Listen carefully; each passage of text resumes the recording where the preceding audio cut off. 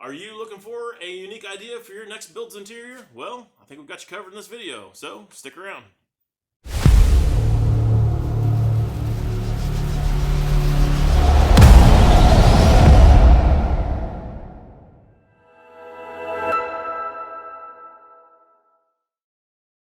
What is up, guys? Welcome back to the Hardcore Fab channel. On today's video, my wife is actually back to work on her car, and she has got some ideas of some stuff to do to it that are really unique.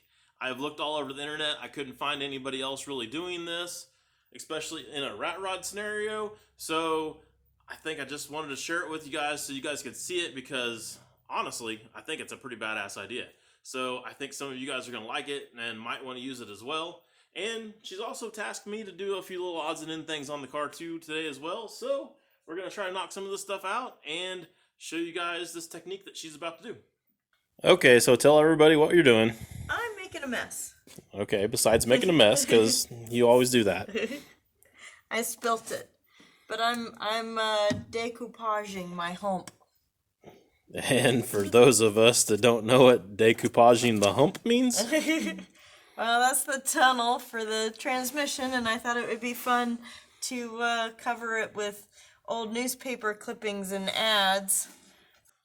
Alright, so let me explain to you guys a little bit better detail on what it is that she's doing and tell you in guy terms so you kind of get it. So, basically, what she's done to begin with is she's put one kind of a base layer down, just like you would if you were doing paint, a base layer, and that base layer is just some newspaper.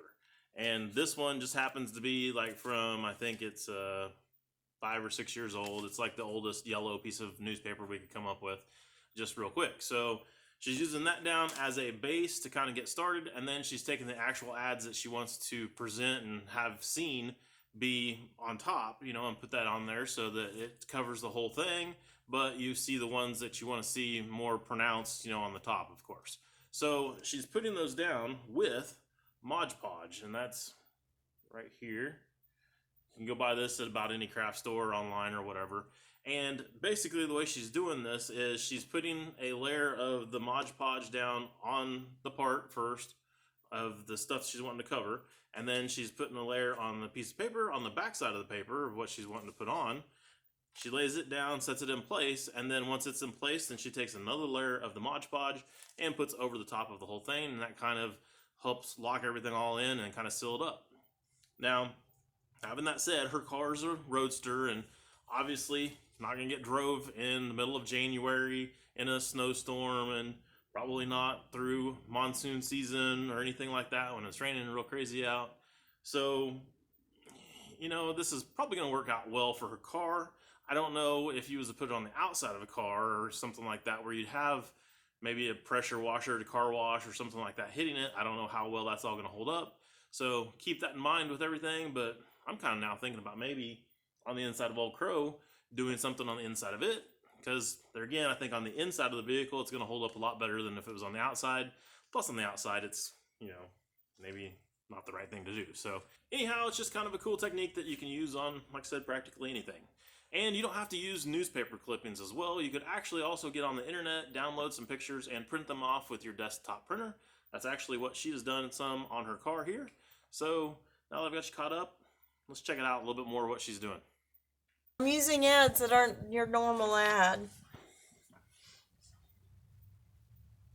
Gotcha. Let me zoom in on some of the ones you've already got here.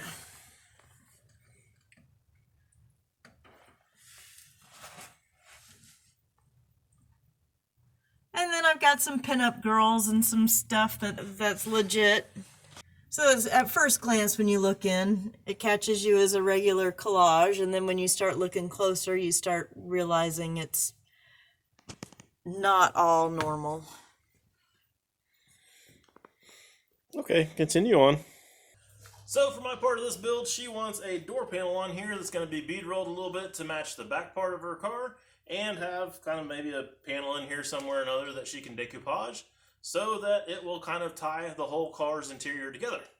But before I can make a door panel, I have to actually figure out some way to make this latch work. This latch is an old antique door latch off of a house. So, I don't know, somebody put that in there at some point. It's not a bad fit, and I think it'll probably be fine for what we're doing with the car, but I can't use a door handle for a regular car door handle on there because the little shank where the door handle goes for a house door handle is smaller than the shank that's on the door handle for a car. So I've got to take and cut that down a little bit, get that to where that'll work in there, and figure out a way to attach that. Then I can get started on door panel.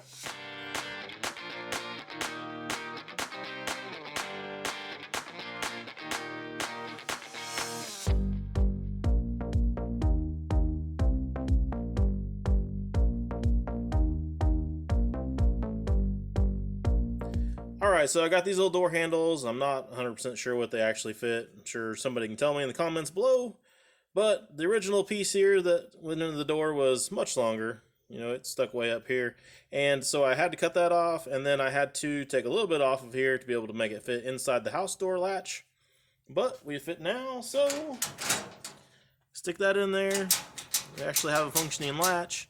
You can kind of see right here, there's a little piece left sticking through. I think I'm just going to stick a washer on there and weld that thing on, and then it can't go anywhere. We can get started on door panel.